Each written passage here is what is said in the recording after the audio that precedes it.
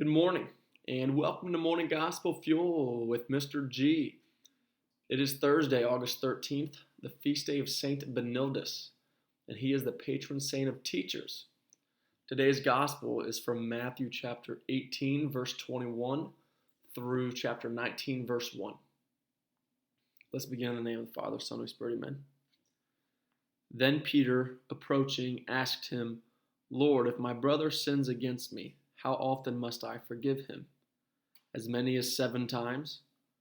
Jesus answered, I say to you, not 7 times, but 77 times. That is why the kingdom of heaven may be likened to a king who decided to settle accounts with his servants. When he began the accounting, a debtor was brought before him who owed him a huge amount. Since he had no way of paying it back, his master ordered him to be sold, along with his wife, his children, and all his property, in payment of the debt. At that the servant fell down, did him homage, and said, Be patient with me, and I will pay you back in full. Moved with compassion, the master of the servant let him go and forgave him the loan. When that servant had left, he found one of his fellow servants who'd owed him a much smaller amount. He seized him and started to choke him, demanding, Pay back what you owe. Falling to his knees, his fellow servant begged him, Be patient with me and I will pay you back. But he refused. Instead, he had him put in prison until he paid back the debt. Now, when his fellow servants saw what had happened, they were deeply disturbed and went to their master and reported the whole affair. His master summoned him and said to him, You wicked servant, I forgave you your entire debt because you begged me to. Should you not have had pity on your fellow servant, as I had pity on you? Then in anger his master handed him over to the torturers until he should pay back the whole debt. So will my heavenly Father do to you, unless each of you forgives his brother from his heart. When Jesus finished these words, he left Galilee and went to the district of Judea across the Jordan. Okay, so we've got the parable of the unforgiving servant today. And, so we see that so Peter approaches Jesus, and then Jesus responds once again in a parable that helps us understand and relate to the forgiveness. So he gives them the king, and there's a servant who owes such a huge amount of debt.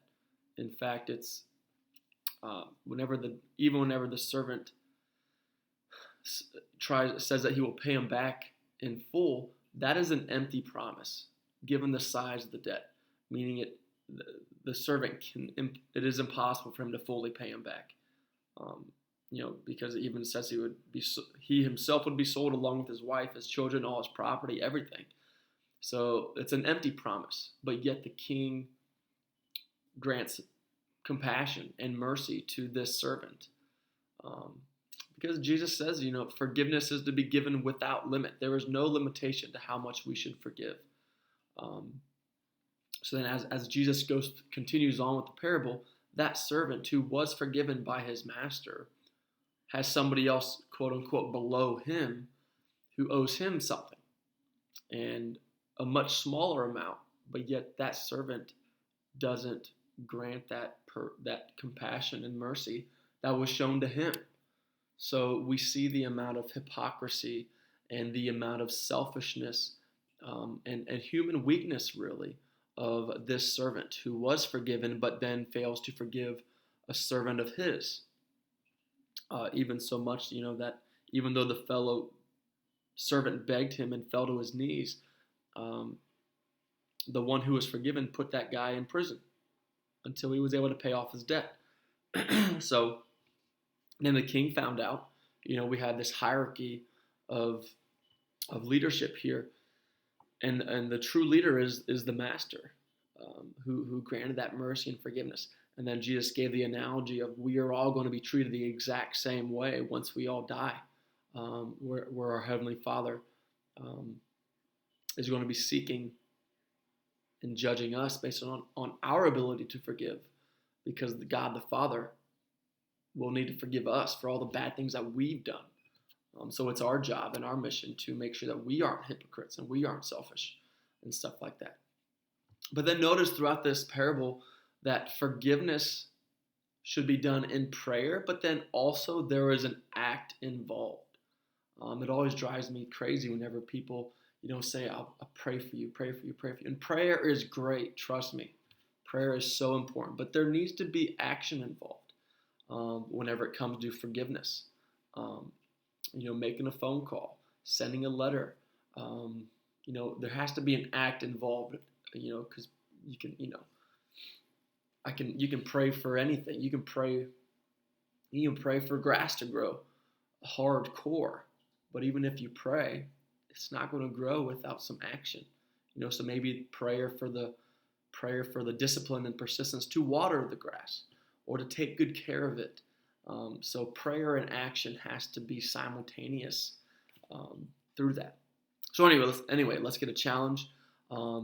I read a book this past year that says Everybody Needs to Forgive Somebody by Alan Hunt, and it did a phenomenal job of just giving these small stories. There's like 9 stories of forgiveness, real life stories, and I thought it was great. I read it on one of my flights back and forth from Oklahoma to Ohio and vice versa. So the challenge is do you forgive others who hurt you? And even if you haven't, have you personally sought out forgiveness from you? And what about those who have hurt you, that you have hurt yourself, in which you are the one in need of forgiveness? Because I'm sure I need to forgive other people, but then other people I'm sure need to forgive me. It goes 2 ways. So just, ask yourself, how do you approach the act of forgiveness? Through prayer and action, to make amends and to grant that mercy and compassion. So have a great day. I know I talked a little long today, so have a great Thursday, and God bless. In the name of the Father, Son, Holy Spirit, amen.